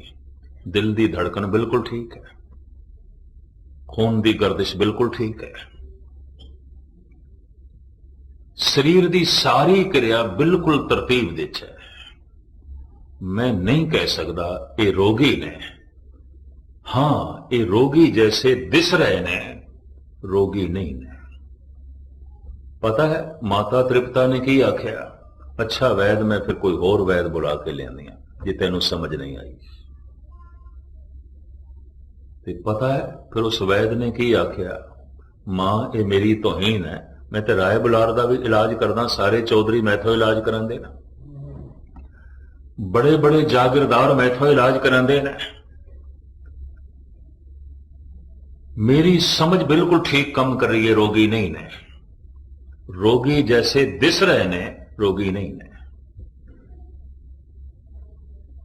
और तुसी माता आखे है कि होर वैद बुलाने, तो चलो मैं फिर थोड़ी मेहनत कर लेना, मैं गुरु नानक दी नवस फिर देखदा। फिर जो बां पकड़ी नवस देखते ने, अद की फिर सतगुरु ने बां छुड़ा ली, कहन छोड़ो। वैद बुलाया वैदगी पकड़ डंडोले मां, ये भोला वैद न जाने करक करे जे माए। गल कुछ और है, ये शरीर की गल ही नहीं है, ये शरीर की छाणबीन पिया करता है। सेम यही हालत शेख सादी दी हो गई सी, गुस्ताखी माफ, दो चार उदाहरण मैं थोड़े सामने रखा, गल स्पष्ट हो जाए। शेख सादी दी मां उस वक्त दे चोटी दे तबीब जो शाही घराने च इलाज करता सी, ते शेख सादी दा दबदबा भी बड़ा सी, उस शाही तबीब नूं बुला लिया। तबीब वेखदा है बां, नब्ज वेखदा है, अखां वेखदा है, जो उसका जांच पड़ताल का ढंग सी सारा वेखिया, ते तबीब ने भी उही लफ्ज कह दिते जो वैद ने गुरु नानक के संबंध च कहे सन। शेख सादी की मां नूं आखे इन्हां नूं कुछ भी नहीं है, जिथे तक मेरी जानकारी है इन्हां दा शरीर ठीक है। मां रो पई, कहने लगे हैं ये रोग तेरी पकड़ दे च नहीं आया, आज सारा दिन हो गया कुछ खादा नहीं, मेरे नाल बोले भी नहीं, बार बार अखां चो हंझू वगे ने, कंबड़ी छिड़ी हुई है, दंदियां वजदियां पईयां, और तुसी कहंदे हो कुछ भी नहीं। मां दा रोना वेख के तबीब नूं फिर तरसाया, कहंदा अच्छा मैं फिर देखदा। फिर जो बांह पकड़ी, शेख सादी ने बांह छुड़ा ली और मुंहों ये बोल बोले, अज सरे बालीन मन बरखैज ए नादान तबीब, ए नादान तबीब, छोड़ दे मेरी बांह। अज सरे बालीन मन बरखैज ए नादान तबीब, दर्द मंदा इश्क रा दारू बजुज दीदार नेस्त। दर्द दे मारिया होया दा, इश्क दे मारिया दा दारू खुदा दा दीदार होंदा है, ये तेरे कोल नहीं है, तू जा एक पासे, तेनू गल दी समझ ही नहीं है, मैं रोगी नहीं हाँ। कहने ने पहाड़ दे एक गार दे मोहम्मद साहब रोज अल्लाहू अल्लाहू दी धुनी दा अभ्यास करते सन। एक दिन इस धुनी ने धुनी दे उत्ते चोट कर दी, नाभि ते चोट कर दी, नाभ खुल गई। उसे हालत विच एक घर आ गए कंबदे हुए, जो मैं हदीस पढ़ी, सारे का सारा शरीर कंब रहा, दंदियां वज रही ने, मुठियां बंद। आप दी बेगम खदीजा जो उम्र विच मोहम्मद साहब तो 15 साल वड्डी सी, पहले वक्त विच पहली अवस्था विच मोहम्मद साहब खदीजा दे मुलाजम सन। खदीजा एक मालदार बेवा सी, इसका समान लेके दमशक विच वेचण जांदे सन, बगदाद विच वेचण जांदे सन, और इन्हां नूं मेहनताना खदीजा देंदी हुंदी सी। ईमानदारी मोहम्मद साहब दी देख के, खुदाई बंदगी देख के, नूरानी चेहरा देख के, शराफत देख के, मालकन ते नौकर दा यह रिश्ता पति पत्नी दे च बदले। खदीजा पहली बेगम है मोहम्मद साहब दी। खदीजा एकदम उन्होंने चारपाई ते लिटांदी है, 8-9 कंबल उपर पा देंदी है, कंबड़ी बंद नहीं हो रही, एक कंबल दूजा तीजा, कंबड़ी उसे तरह छिड़ी हुई है। जब इतने कंबल पाए ते कांबा चल रहा है, बंद नहीं, तो बेचारी ये भी बार गई, तबीब नूं बुला ली, हकीम नूं। ਹਕੀਮ ਨੂੰ ਜੈਸੇ ਬੁਲਾਇਆ ਉਹ ਨਵਜ਼ ਦੇਖਦਾ ਹੈ ਤੇ ਮੁਹੰਮਦ ਸਾਹਿਬ ਦੇ ਮੂੰਹੋਂ ਜੋ ਬੋਲ ਨਿਕਲੇ ਉਹ ਕੁਰਾਨ ਦੀਆਂ ਆਇਤਾਂ ਸਨ। ਇਹ ਪਹਿਲੀ ਆਇਤ ਸੀ ਜੋ ਉਹਨਾਂ ਦੇ ਮੂੰਹ ਚੋਂ ਨਿਕਲੀ।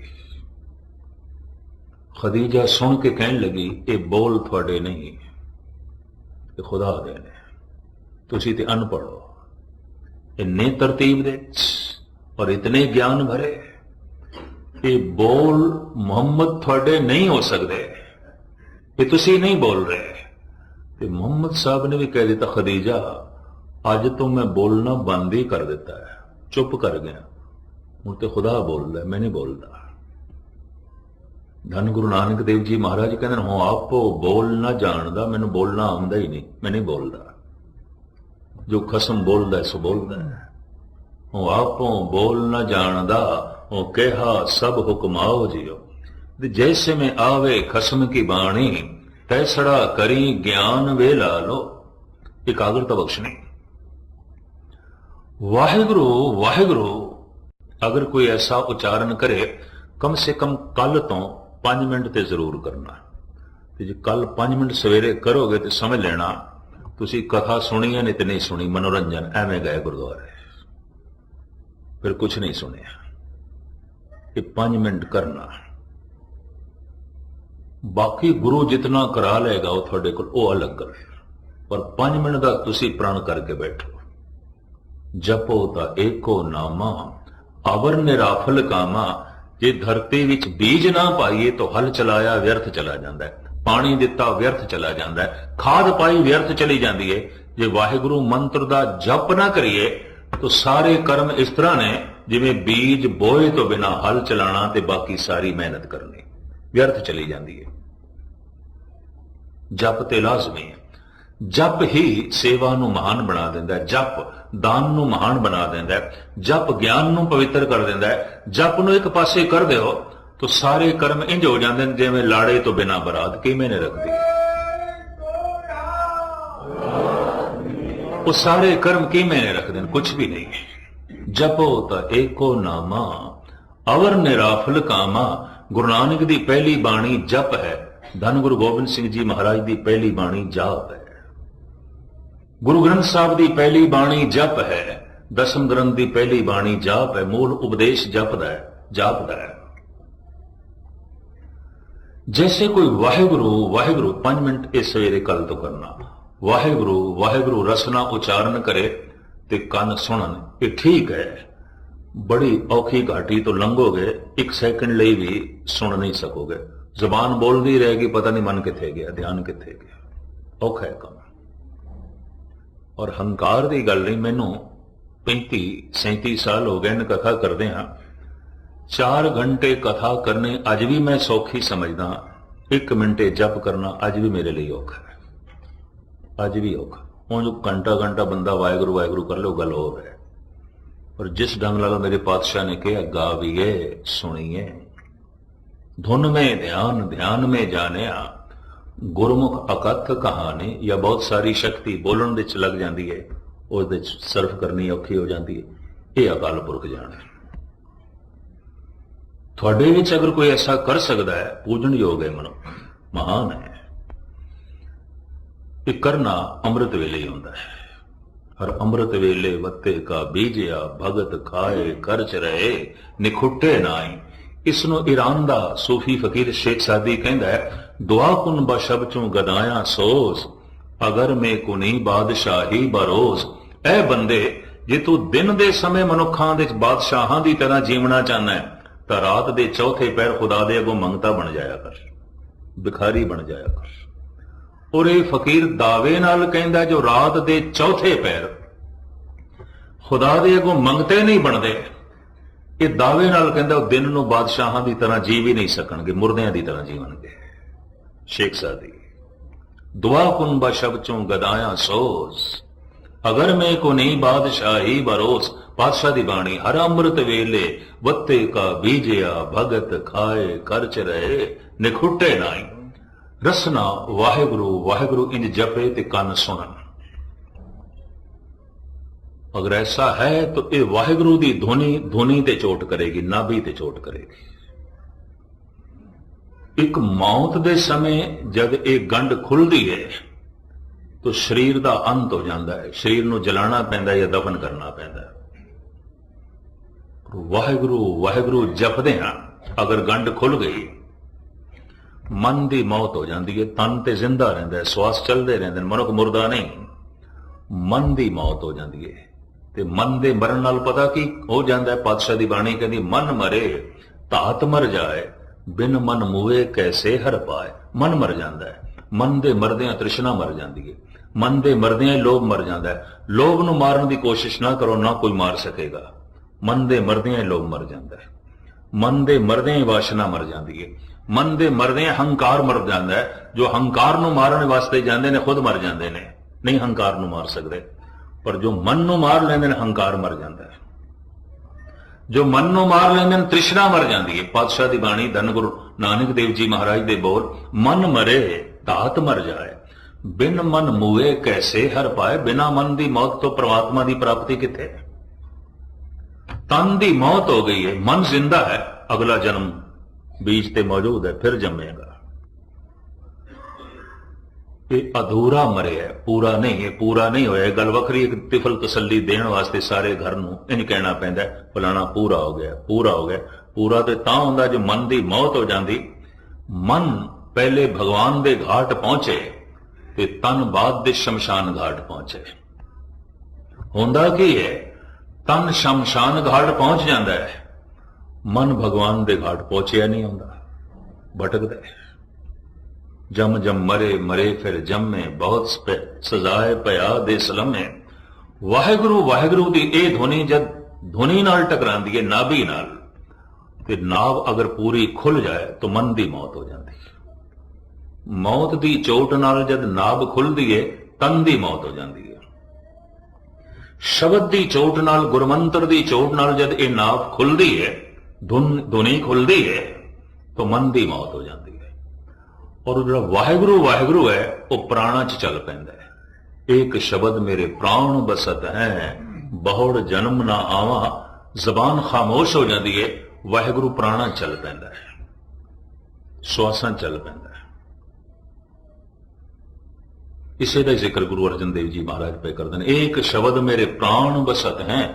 ਜਿਵੇਂ ਪ੍ਰਾਣ ਆਪਣੇ ਆਪ ਪੇ ਚੱਲਦੇ ਨੇ, ਸਵਾਸ ਆਪਣੇ ਆਪ ਪੇ ਚੱਲਦੇ ਨੇ, ਹੁਣ ਵਾਹਿਗੁਰੂ ਆਪਣੇ ਆਪ ਪੇ ਚੱਲਦਾ, ਜ਼ਬਾਨ ਖਾਮੋਸ਼ ਹੋ ਗਈ। ਇਸੇ ਨੂੰ ਕਲਗੀਧਰ ਪਿਤਾ ਨੇ ਕਿਹਾ ਕਿ ਮੇਰਾ ਸਿੱਖ ਇਤਨਾ ਉੱਚਾ ਹੋ ਜਾਏ ਕਿ ਜਾਪ ਸੋ ਅਜੱਪਾ ਜਾਪੇ। ਅਜੱਪਾ ਜਾਪ ਕੀ ਹੈ? ਜ਼ਬਾਨ ਤੇ ਖਾਮੋਸ਼ ਹੈ, ਜਪ ਚੱਲ ਰਿਹਾ ਹੈ, ਮੰਤਰ ਚੱਲ ਰਿਹਾ ਹੈ। ਇਸੇ ਨੂੰ ਪਾਤਸ਼ਾਹ ਦੀ ਬਾਣੀ ਕਹਿੰਦੀ ਦਮ ਦਮ ਸਦਾ ਸੰਭਾਲਦਾ, ਦਮ ਨਾ ਬਿਰਥਾ ਜਾਏ। ਇੱਕ ਇੱਕ ਦਮ ਵਿੱਚ ਉਸ ਦੀ ਯਾਦ ਚੱਲ ਰਹੀ ਹੈ, ਉਸ ਦਾ ਨਾਮ ਚੱਲ ਰਿਹਾ ਹੈ। ਧੰਨ ਗੁਰੂ ਗੋਬਿੰਦ ਸਿੰਘ ਜੀ ਮਹਾਰਾਜ ਜ਼ਫਰਨਾਮੇ ਦੀ ਬਾਣੀ ਦੇ ਰਾਹੀਂ ਔਰੰਗਜ਼ੇਬ ਨੂੰ ਉਪਦੇਸ਼ ਕਰਦਿਆਂ ਹੋਇਆ ਕਹਿੰਦੇ ਨੇ, ਲਵਾ ਲੱਭੇ ਕੁਨ ਦਮ ਬਦਮ ਨੋਸ਼ ਕੁਨ, ਗਮੇ ਹਰ ਦੋ ਆਲਮ ਫਰਾਮੋਸ਼ ਕੁਨ।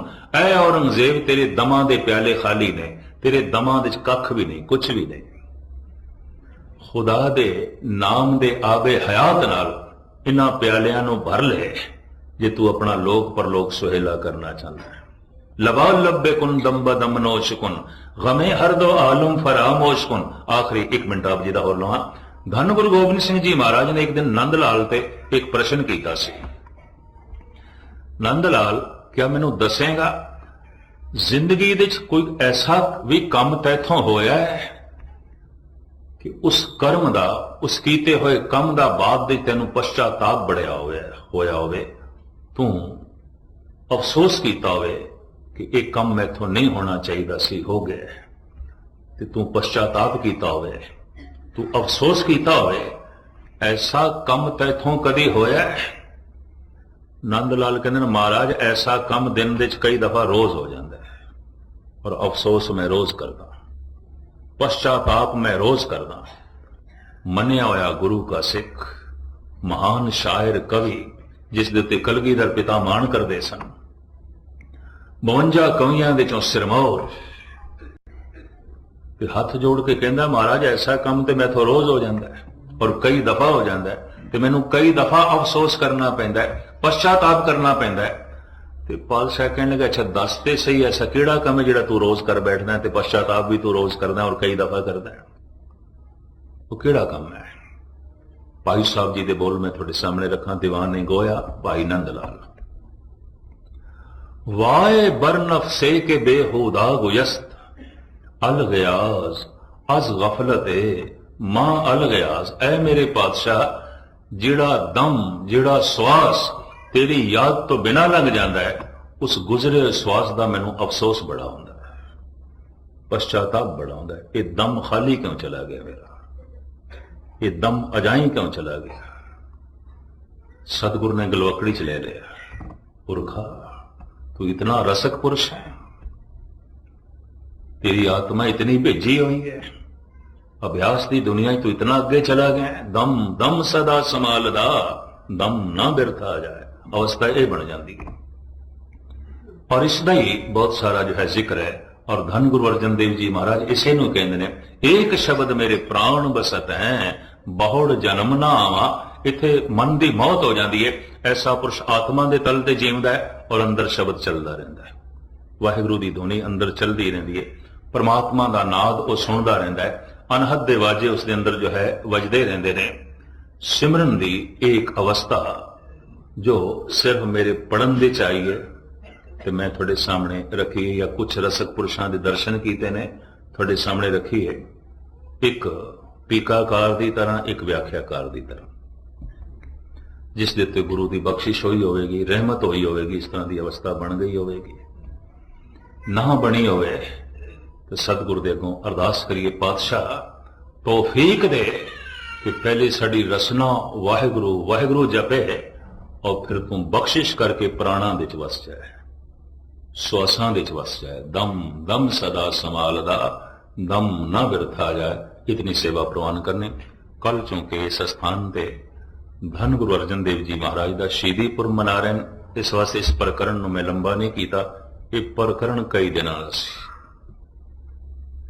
इस वास्ते संक्षेप विच छोटे रूप ये विचारां मैं थोड़े सामने रखिए ने। और मैं फिर अर्ज करा, उसे ने अज कथा सुनी है जिहड़ा कल 5 मिनट अभ्यास लई कढेगा, नहीं तो कोई कथा नहीं सुनी, एवं मनोरंजन लई गुरुद्वारे आया। 5 मिनट का वक्त कढ़ के जाना, प्रण करके गुरु दे अगों भी पातशाह सवेरे 5 मिनट बैठांगे। और मैं फिर अर्ज करना, इंज करना, जबान वाहिगुरू वाहिगुरू वाहिगुरू इंज जपे, कन सुन। इस नूं कहंदे ने धुन में ध्यान, ध्यान में जानिया गुरुमुख अकथ कहानी। इसे नूं आखिया गावीए सुणीए मन रखिए, मन विच पूरा भरोसा रख के जबान नाल गायन करना, कन्ना नाल सुनना। शुरुआत असीं इत्थों करनी है कि अकाल पुरख की मर्जी उसने की अवस्था बना देनी है।